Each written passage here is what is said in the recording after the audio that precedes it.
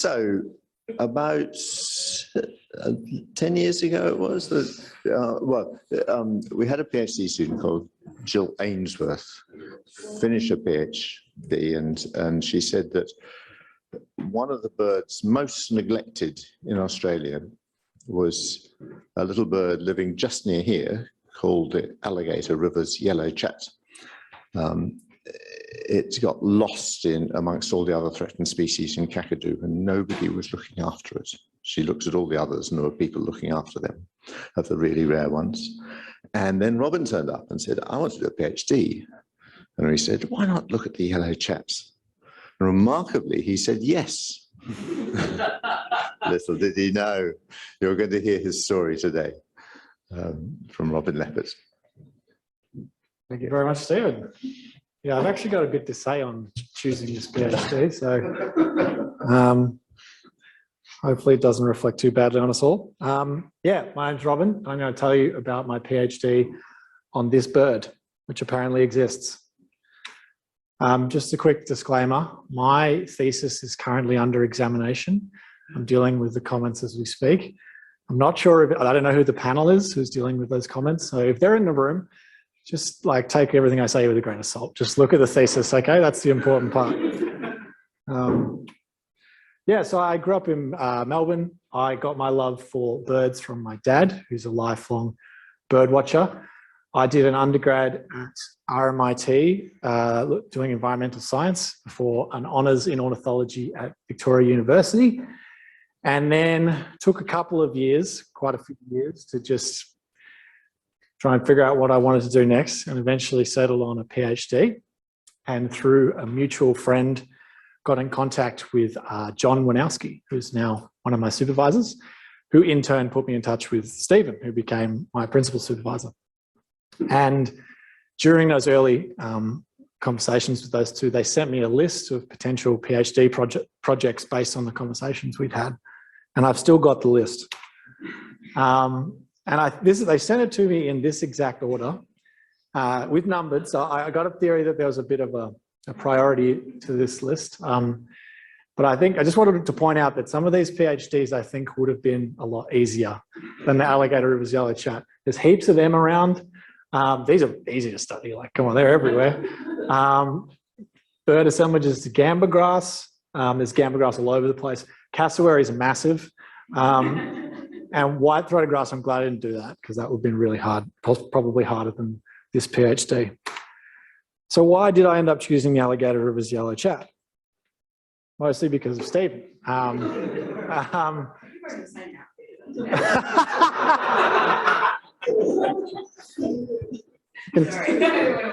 Okay, you can tell this is my smart casual C2U outfit. Whenever there's a big day. Thanks, Jane.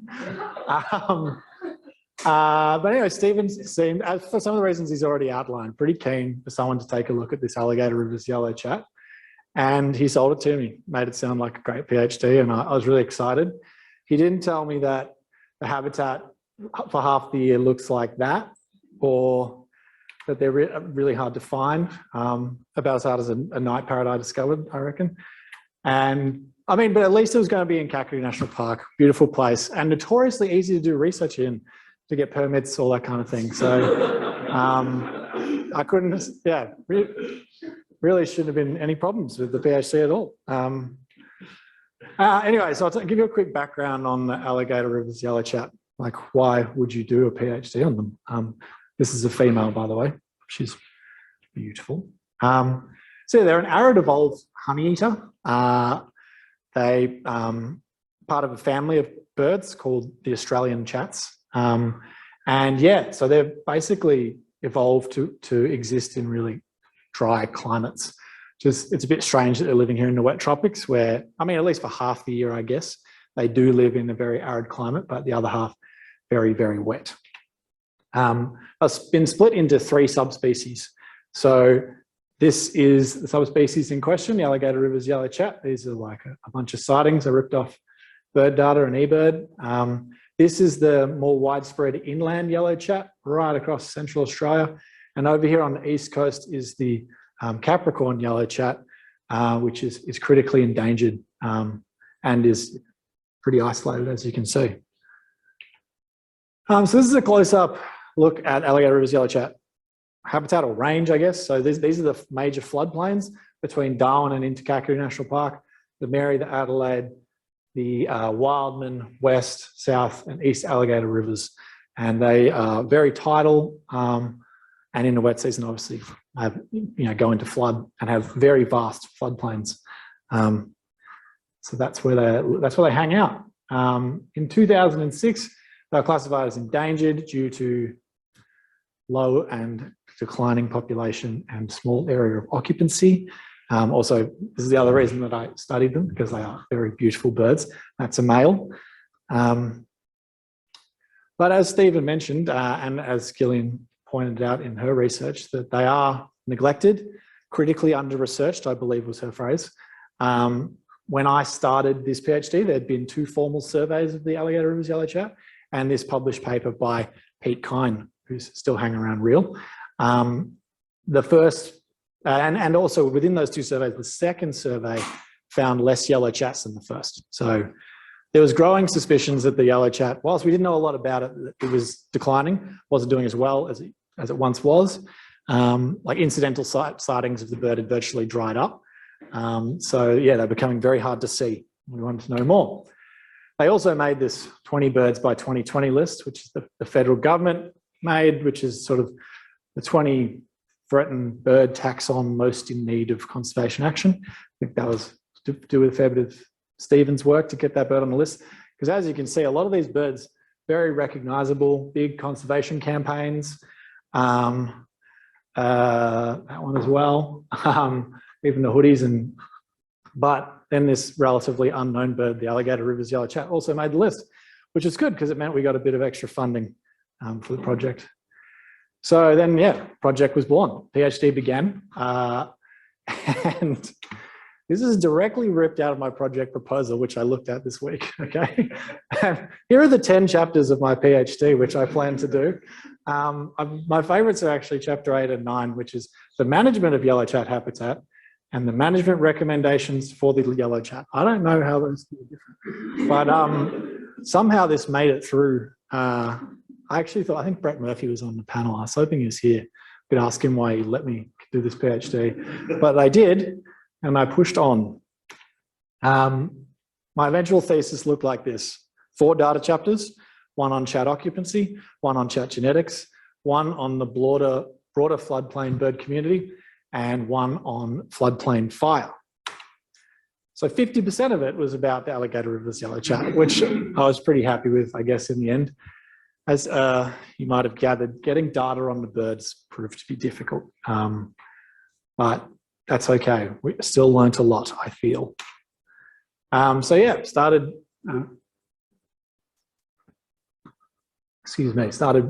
planning fieldwork. The plan was to go out onto the floodplains and visit all of these random and semi-random sites. We tried to stratify some to sort of match the description and the habitat of what yellow chat habitat looked like. And at each one of these sites, we perform a bunch of surveys, namely a transect search and a quadrat survey, to first try and find chats, and then also to take a bit of a stock of what was happening at that site. Were there weeds there? Were there feral animals there? But a whole bunch of environmental variables. Basically, collecting ones and zeros. Was there chats there? Was there not? And then what are the habitat variables present? These were my major field sites. This is Jukbinge National Park on the Adelaide River. This is the Melaleuca Cattle Station on the Mary River. Pretty much right across, except for Jukbinge, all through there are cattle stations. And Melaleuca was the only one I could ever get onto to get access to the floodplains. And yeah, they were really nice to me, actually. And then, of course, Kakadu, and a little bit into Arnhem Land, which I'll get to as well. I didn't do it alone. This is Roy from Capalga, lives out at Capalga, which is like there, I think. And also Swanee helped me out a lot in Kakadu. I had a whole swathe of volunteers came out and helped. I think she's not here, but I'm pretty sure she's on Zoom. Linda came out with me on my very first field trip onto the Adelaide River floodplain. If this wasn't in the way, it says July 2017. And I was pretty fresh to fieldwork, as you can imagine. So we drove this thing out there and floodplains were still a little bit wet. And I think it was a 3-day field trip. On the second day of the field trip, I forgot to check in. And, well, I did check in. They didn't get it. But I eventually got so close to Humpty Doo on the Adelaide River that I got phone reception. Immediately got a phone call from a police officer saying, "Are you safe? Helicopter's ready to go." And I was like, "I'm safe. Everything's fine." Got back to camp. There was like police business cards in our tent saying like, "Call us." But yeah, anyway, then the next day, on the third day, we drove out, got bogged. Spent the night on floodplains. Worst mosquitoes I've ever experienced in my life. This is Linda looking out for our rescue party who are apparently coming, but they got bogged as well. Anyway, they reached us the next day at about 2 p.m. A couple of quad bikes with rangers and the other university ATV. And out of the other university ATV jumped the head of Real at the time, Jenny, you know, like fresh khakis, clutching bag of sweet biscuits. And I was just so embarrassed. But anyway, made it and kept doing field work. Went back to that site when I should have been on the floodplains, which is about a month later, and it had dried out properly. And I could relive the time I spent in that beautiful place. Yeah. But yeah, fieldwork continued. It's really hot out there. So as you can see, like that's July, floodplains are too wet. So you got to wait for August, September, October, November, this time of year. If this was 2 years ago, 3 years ago, I would be doing this right now. And it's really hot. There's no shade. And 14 months into the project, I still hadn't found a single yellow chat, which was a bit hard. Admittedly, only a few, like the first 11 or so months, I hadn't done any field work. So it's a bit misleading, but still had started field work off and then hadn't found any chats. Part of that reason was we started here. This is where we started looking. Had a great look around here. We moved up into here, went back and forth a few times, waiting for Kakadu to give the green light to go in, to get the permits ready, all that stuff. It just took longer than we expected to get that right. But first day I got into Kakadu, there they were. We went to a known hotspot where Pete had seen them in his surveys, and they'd been seen 10 years earlier at that first formal survey. And yeah, it was about 7 yellow chats getting around. I was with Veronica's Ecuadorian friend who accompanied me on that field trip. She had this camera with a digital zoom, and I just snap off a few pics. And you might recognize this, it's my arm right now. So obviously meant a bit that moment, but yeah. The very next day, Richmond broke the drought and won the grand final. And this is the day after I saw a yellow chat for the very first time. You have a look at a yellow chat, right? And then you look at what they're wearing. Absolute omen. And when I first saw it, I was like, this is an omen for Richmond. I should have made a bet, but I didn't. Anyway, I won. Carried on with field work. So yeah, you can see the varying nature of the stunning Northern Australian tropical floodplains. That's on the south. They're both on the South Alligator, actually. But yeah, this is probably one of my last days of field work for the year. As you can see, it's getting green again. And yeah, when you see that on the floodplains, it's a good idea to make for the trees because it could be pretty violent. One of the other things that was really fun about field work was getting to mistnet. So that was capturing yellow chats. We wanted to look at genetics, so we needed genetic material. Anyone that's used a mistnet to catch birds before, well, what they told me anyway was set them up in a shady area with not much wind, and then factor in that you got this quite rare and elusive bird. I thought we were really going to struggle when it came to mistnetting. This is on the South Alligator again. That's Donna and Roy was helping me, and this is in 2019. I went over to the Broome Bird Observatory seeking out inland yellow chats, which are really common on these sandfire plains that they get. Oh, really common. They're there. On these sandfire plains. But much to my surprise, we actually were pretty successful capturing birds. What we discovered was that whilst, yeah, yellow chats are rare, they hang out in small flocks and they're relatively herdable. So if you get a few people together behind a flock and you walk towards them, they just flush, short distances from one little piece of vegetation to the next, pretty much in a straight line away from you. So that's what we worked out we had to do, and eventually got them into our nets. And that was also one of probably the more exciting parts of the fieldwork for sure. But yeah, the fieldwork would end when this would start happening. And after the post-traumatic stress I experienced from that bogging on my first field trip, the second I saw this happening, I was like, that's probably enough for this year. And yeah, had to get off the floodplains. But pretty hard place to work, but also pretty spectacular, as you can see. It's pretty stunning out there. So yeah, by the end of fieldwork, this is the survey sites we managed to visit. So you can see a pretty dense pocket here at Jukbinge. This is on the Malaga cattle station. This is going up the West Alligator Head Road. And yep, there's some very old historical sightings in here. We didn't manage to find any birds there.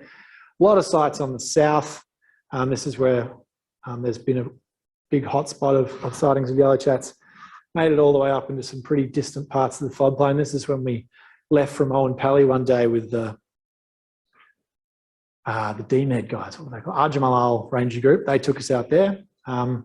So that was, yeah, it was pretty fun. And also you further south here on the Magella floodplain as well. So we got, I think, 270 sites in the end.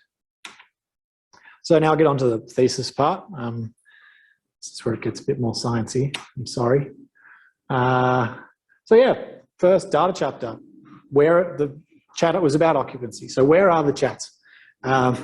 What habitat variables explain where they are and where they are not? And yeah, try and identify which of those habitat variables we might be able to manage for their benefit.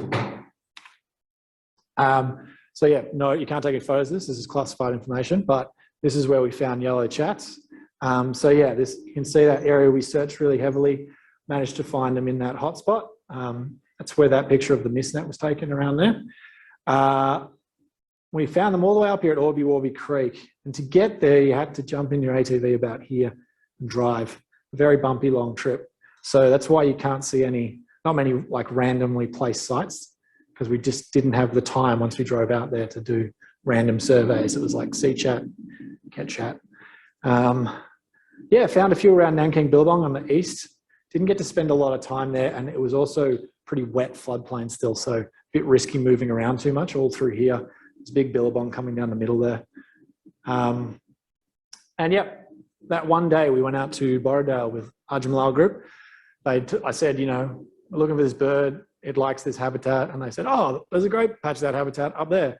So sure enough, we drive out there and there was one female yellow chat there. We were there for 2 hours and she was sitting on top of the bush, which is great. Yeah, so the main results from the occupancy survey, the colours are not showing up on that, but that's okay. So yeah, basically we only found chats in Kakadu and only in a few spots. We found that chats like the shrub Sespania, and they like hanging out in channels and depressions. They prefer long unburnt floodplain, which is 5 or more years. And they also, somewhat confusingly, are more common in areas that have been heavily damaged by pigs. And that's what these graphs kind of show. So you've got distance to hydrogeographical feature, which is your channel or depression. So the closer you get to a little, and when I talk about a channel or depression, like you're out on a floodplain and it's like this much difference in elevation between the bottom of the depression and the edge of the depression. Like it's a very shallow, often very shallow, wide depressions and channels. Yeah, so the closer you get, the better off you are seeing them. And when you have pigs, Sespania, and it hasn't burnt for a long time, that's when you've got the most chance of finding them. So yeah, this is what it looks like. That's some excellent chat habitat. This is decaying Sespania, so it's a bit old. There's some young stuff coming up. This is all pig damage, and this is the edge of the depression. So like that's what I mean. The grass is a bit higher up, and then it sort of descends into these areas that probably stay wetter a bit longer, where the water probably flows through. Yeah, so chats are definitely rare. They like quite a specific floodplain niche. There's not heaps of this style of habitat out on the floodplain. Pigs also very common in that floodplain niche. And then there's this sort of other broad range of complex floodplain threats, weeds in particular, teasing apart the fire aspect and the pig aspect difficult. Just to give you an idea of the pig problem in Kakadu. If you want to call it a problem, I don't know. Some people like pigs. This is a video I took on the South Alligator. So this rubble here is pig damage, okay? I hope this works.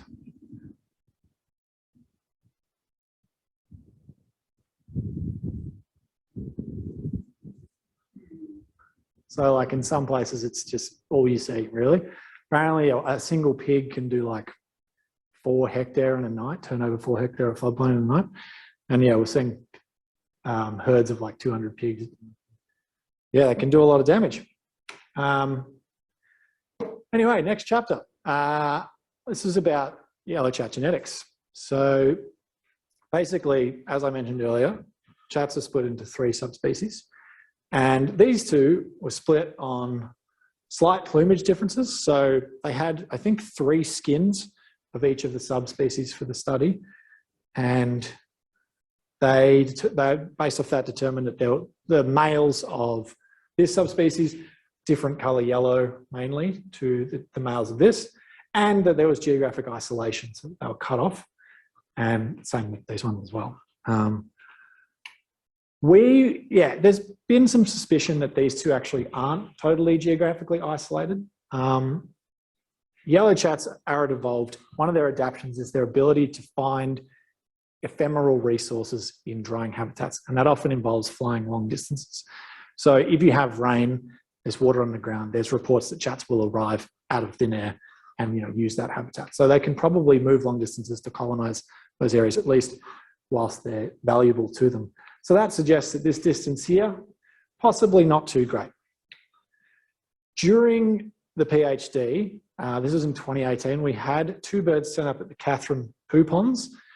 And as you can see, that's sort of equidistant from, the Gulf inland yellow chat, the Victoria River region yellow chats, and the Alligator Rivers Yellow Chats. We couldn't capture them. The only real way to know for sure which subspecies they were would be to do genetic tests. We didn't capture them anyway, and so we're unsure of the status of those birds. And it does, like I say, it suggests that maybe they're moving between the 2 ranges. So yeah, as I mentioned, we did some banding in Kakadu and in Broome. I think we ended up with 21 Alligator Rivers Yellow Chats and 11 inland yellow chats. And then Wayne Houston, who's been working on the Capricorn subspecies for 15, 20 years, I think. He had the feathers of 18 birds already in storage. As you can see, the feathers pretty much just fall off during handling. So that's what we were using to get DNA out of. Pretty tiny feathers. Did some lab work, extracted the DNA, and then all of it. So you extract the DNA and it ends up in this vial that has like 0.2 of a mil of liquid in it. And in that liquid is the DNA. Then you put like 1,000th of a mil on this machine and it tells you how much DNA is in it. And I was doing this with Aaliyah. Thank God for Aaliyah. She knew what she was doing. And she was like, I've never seen this low level of DNA ever before. Like, we're not getting enough DNA out of these samples. I don't know if this is going to work. And I was like, no, I don't have any other PhD chapters. It's got to work. So we kept at it. And it turned like, in the end, we discovered that from feathers, it's not an unusual amount of DNA. Feathers don't provide you a lot. I mean, look at it. It's not going to have heaps of DNA. Apparently, a lot of it relies on there being a little bit of blood or tissue on where the feather's been removed from the bird. Otherwise, there's some in the stem. In hindsight, we didn't have ethics for it, but people actually pluck primary feathers, the bigger feathers, and they have a lot more DNA in them. But these are all things I learned during this. Basically, we got low quality DNA and low yield, which hamstrung us a little in our methodology. So we sequenced the cytochrome B gene of the mitochondrial DNA, which is not the latest and greatest sequencing technique, but it tells a lot of the story when it comes to phylogeny and population genetics. Definitely for a future study, if you could get some blood or maybe a better feather, something like DartSeq or one of the more up-to-date sequencing things might give you a better picture. But what we found was that the mitochondrial DNA couldn't tell apart the Alligator Rivers Yellow Chat from the inland yellow chat, put it on the same branch of the tree, However, it could see that there was some difference in the Capricorn yellow chat. It's not huge amounts we're talking about, so that of the sequences, these guys differ by about 0.7%. These guys differ, there's about the same amount of variation within like these 3 birds as there are between the 7 birds. Like it's background level variation really. It was picking up between the 2 subspecies. We also included the gibber bird as an outlier, and he was about 8% different to the other ones. He's also, is he a species of chat? Yes. Okay, I wasn't sure if you'd been, yeah, he's a chat. So yeah, essentially, we're going back to this map. We didn't go as far to say that, we didn't go as far as sync the subspecies, which is useful for my PhD. But we basically concluded that mitochondrial DNA doesn't support them being separate subspecies.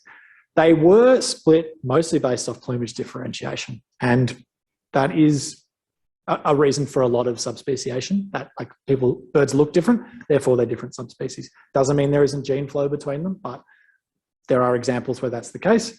So probably need to get more skins side by side and compare the plumage. It wasn't within the scope of this PhD, but the DNA basically says that they haven't been separated for long, if at all. All right, chapter 4 this is again disclaimer about if anyone here is examining my thesis, just ignore this.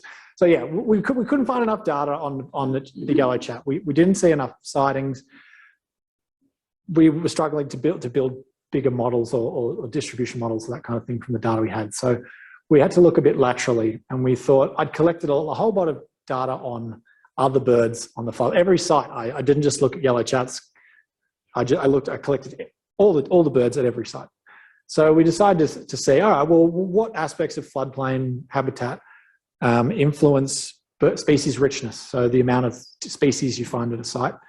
And also we use this NMDS ordination to look at the composition. So what habitat variables explain, individual species being in a given site, or community structure anyway. And what we found essentially, this is to do with richness, is that richness increases as fire frequency decreases. So there's more birds in the areas of floodplain that don't burn very often. We found that with increasing shrub density, you get higher levels of bird richness, not totally surprising. There's a few shrubs around, there's more birds. And again, when there's more pigs doing more damage to the floodplain, there's greater diversity of birds. Yeah, which poses interesting questions, but this is what I was talking about with the ordination. So all of these these are all abbreviations of the birds that we use. They're mostly initials, but sometimes have to go a bit weirder than that.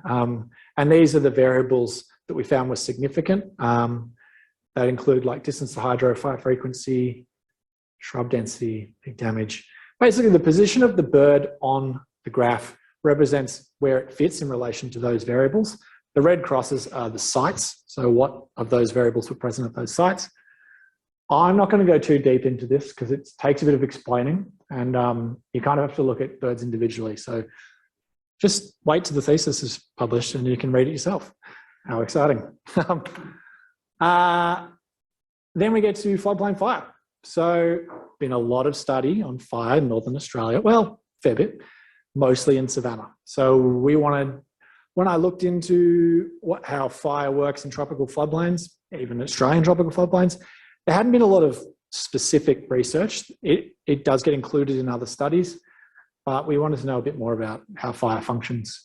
And also maybe what should fire look like on the floodplains. Fire people like to make thresholds for burning to guide managers about how they should burn the country. Maybe we could start to think about how you should burn a floodplain. What's the optimum fire regime?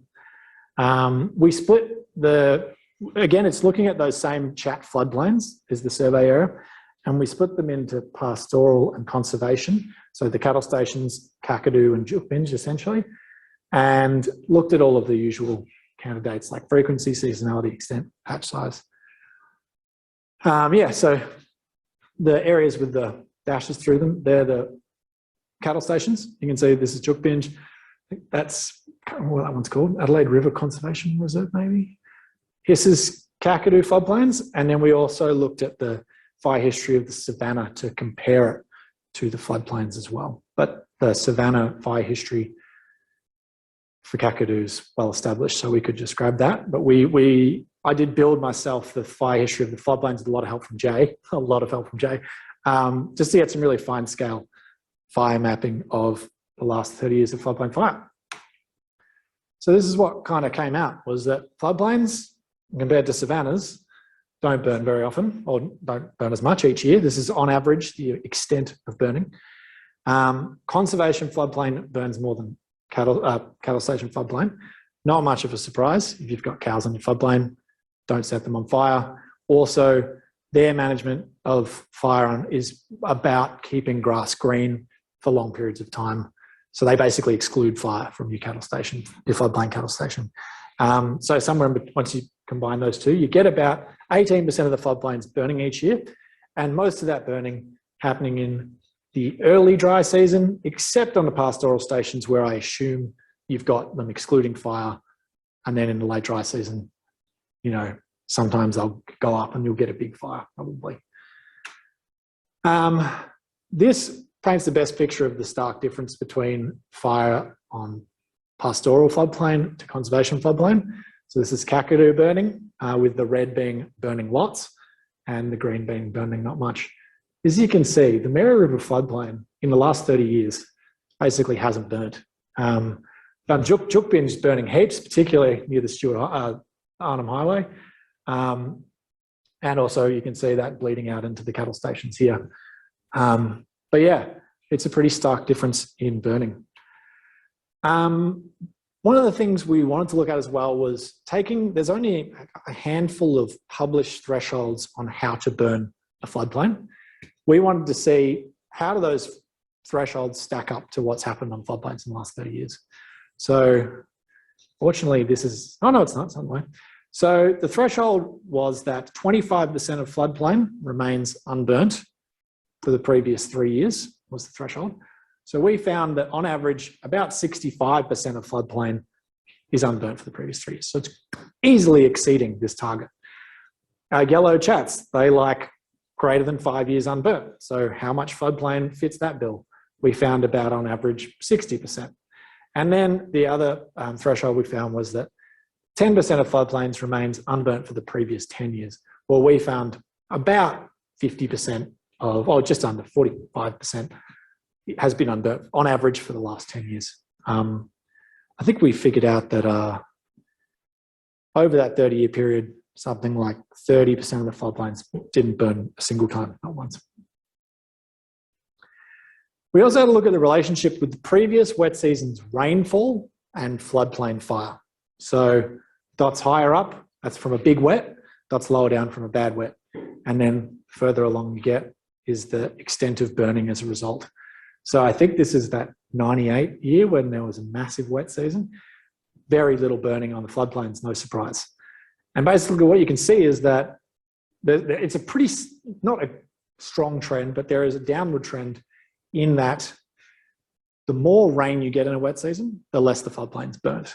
And that is the opposite for the Savannah, where the more rain you get preceding wet season, the more the Savannah burns, although again, pretty weak relationship. Basically, we think that if you get a lot of rain in the wet season, the floodplain fills up and it doesn't burn. Whereas in the savannas, you get a lot of rain in the wet season, there's a lot of growth and there's a lot to burn. So yeah, major results of that chapter are that conservation floodplain burns more than the cattle stations.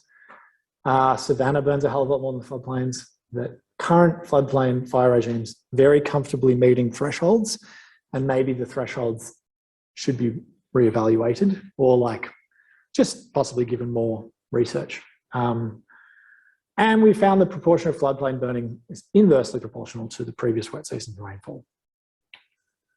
So that's the 4 data chapters. I think the take-home messages are that the chat is rare, faces a pretty complex range of threats, but primarily like pigs are definitely having an impact. I suspect the impact is not great, and that's what I've said, that we should focus pig culling. I think it's a bit of a precautionary approach on areas of high chat activity, and that's a bit contentious because we found that they hang out in areas where there's a lot of pigs, so maybe pigs are good for chats. What I think is the case is that pigs and chats like the same habitat, and there's no room for chats where there is no pigs. So yeah, I think pigs are probably no good for chats, is I guess the end of that. But we need to keep the floodplains fire regimes. Well, they're pretty much not burning enough for the chat as we speak. But yeah, there's a range of other threats. Weeds, especially on the floodplains, spreading fast. Paragrass in particular, some of the hymenacnes, and they're forming vast monocultures, which will swallow up a lot of those channels, possibly outcompete Sesbania, which is their favourite shrub. And then you've got saltwater incoming over the next few decades, probably already onto the floodplains. And that's the same for our floodplain bird species more broadly. Yeah, and then I guess, as I just mentioned, fire is not very well researched and is quite, floodplain fire, not super well researched and is quite different to savanna fire. So yeah, I'd like to acknowledge my supervisors, Stephen, John, Pete, and Luke. Luke came on about halfway through the PhD and just absolutely saved my statistics. So thanks to Luke.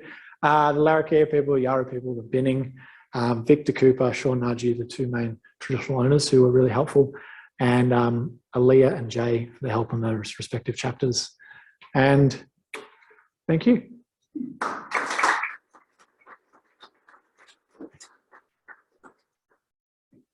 Does anyone have any questions? Yeah, we've got, anyone got a question? Thanks, Robin. That was really interesting. What is it about the Sesbania that the chat's like? Is it a food source? Are they just like perching on it, or what? Yeah, I think it's probably a few things. I think it's perching. If you go out there, you notice the Sesbania is the highest vegetation, often for a really long way. I think it also provides a substrate for the insects that they eat. I watched them picking insects off Sesbania, and yeah, and then it also grows in those depressions and channels on the floodplain. So it's also in the habitat that they seem to like. But it's interesting because Sesbania, when I first started the PhD, I couldn't tell the difference between Sesbania and mimosa. Mimosa is a terrible weed out on the floodplains. Yeah, it's not really in Kakadu. They've done a great job of keeping out, but Adelaide, Mary River, lots of mimosa. And they're very similar in structure, I think. But I don't know, the spread of mimosa doesn't appear to have greatly benefited the chat. So it's a good question. Any other questions? What's the next bit of research you need to do? No, not you need to do. To be done. I've been too bogged down thinking about what I have done. Talking is probably fun. Yes, definitely. For the yellow chat, I think it would be great to get more data on their movement. So, tracking's getting smaller. These devices you can use to put on, these are very tiny birds. They're almost as small as Australian birds get anyway. So they're a bit too lightweight to sort of ethically strap a piece of equipment to them. But hopefully in the near future, we'll be able to, and finding out whether they do in the wet season when the floodplains fill up, finding out if they are moving a lot way further south or vice versa. And also finding out where the hell they're going, because like we'd go out one day, they'd be there, and the next day they'll be gone. And like how they're moving using the floodplains, I think that would be really interesting. Yeah, just as a little like postscript, I went out with Kelly and a few people a couple of weeks ago in a helicopter looking at some of these sites I went to, and we looked for 3 days with a helicopter and visited some really nice looking chat habitat and did not find a single yellow chat. So I don't know where they are. Where do they go? It's a good question.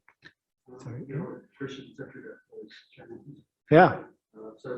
You got a feel for they're all population channels, or if they're increasing, decreasing, or whether those changes are draining directions.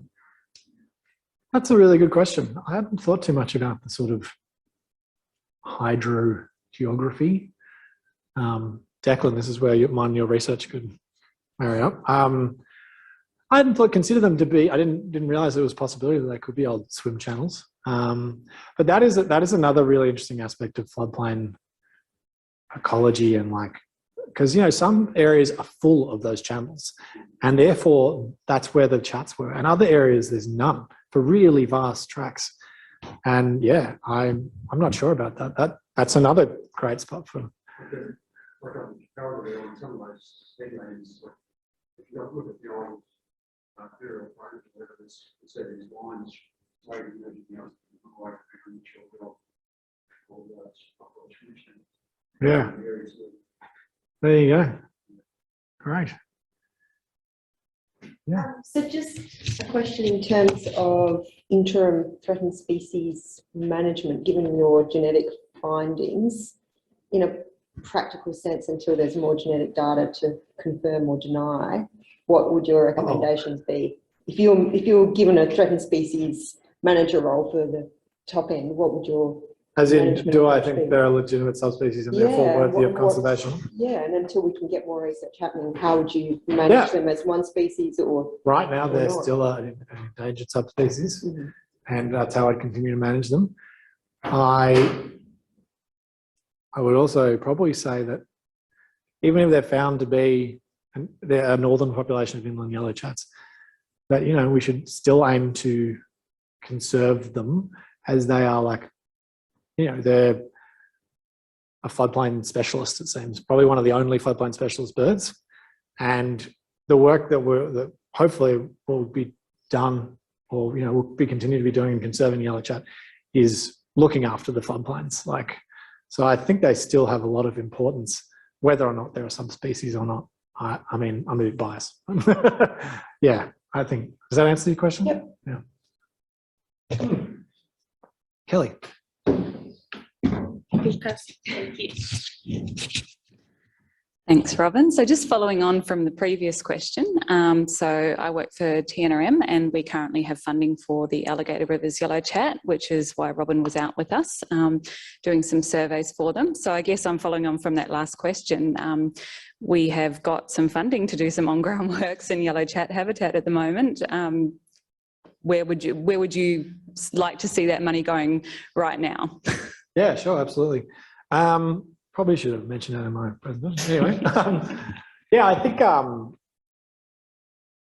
the two most pressing issues are, I think probably the most pressing issue is the weeds on the floodplain, and then the pigs are harder because, yeah, I mean, I advocate for the pigs are a problem, but I've had a few people say no, your results say the opposite. So you shouldn't use your own bias about feral animals, to colour that decision. But I think that pig control is important because they're clearly having an enormous impact on those floodplains. And it's at the moment pretty unclear what that means for vegetation and for the species that use the floodplains, like the yellow chat.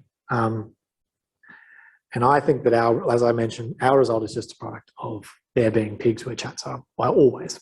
You saw that. All the good chat habitat is full of pig damage. And what else would be a great thing I'd love to see done is for I don't know if it's probably totally unfeasible, but if we could exclude pigs from an area of floodplain just for a year, couple of years, predator-proof fence, whatever you call it, difficult terrain, they had the floodplain, no doubt, and just see what happened to the floodplain in absence of any of these large sort of undulate herbivores. Do you call them? Yeah, they're herbivores.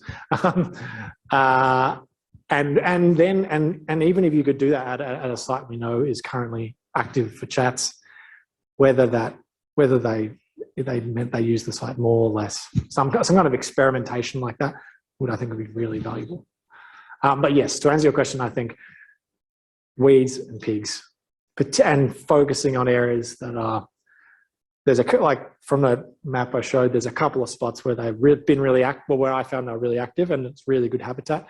So yeah, if we could keep those threats out of those areas, at least hopefully focus on them, and then hopefully they can feed out of those spots to other parts of the floodplain for now. Any other questions? Yep.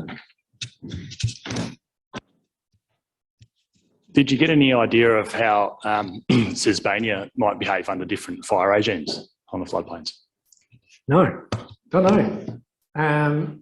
That is another another good question that I've thought about. So like I mentioned, Tasmania sort of likes those depressed areas, and they often also got the pigs, and I think they wouldn't burn much as a result. So pigs create fire breaks by turning over they don't like ruin, like they get rid of the grass. And so I think Tasmania probably doesn't get the opportunity to burn very often. But I don't know there's definitely areas I saw where Tasmania had burned, but I don't know what the fire does to them very well. Do you know anything about Tasmania's response to fire? I suspect by the time that floodplains are drying up, the fortresses and Yeah. so that there may be some effect on the sea. Yeah. So I think you're looking at like fire and trying to run out of actually anyway. Some of those things from that through.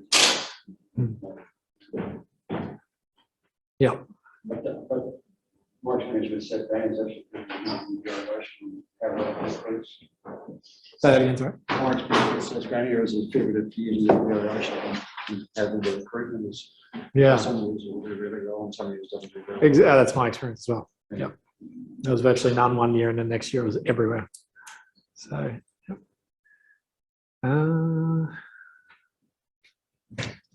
Any more questions? Anyone online got a question? Right. They're still there? No? Okay. Oh, there's a chat. Thanks, Veronica.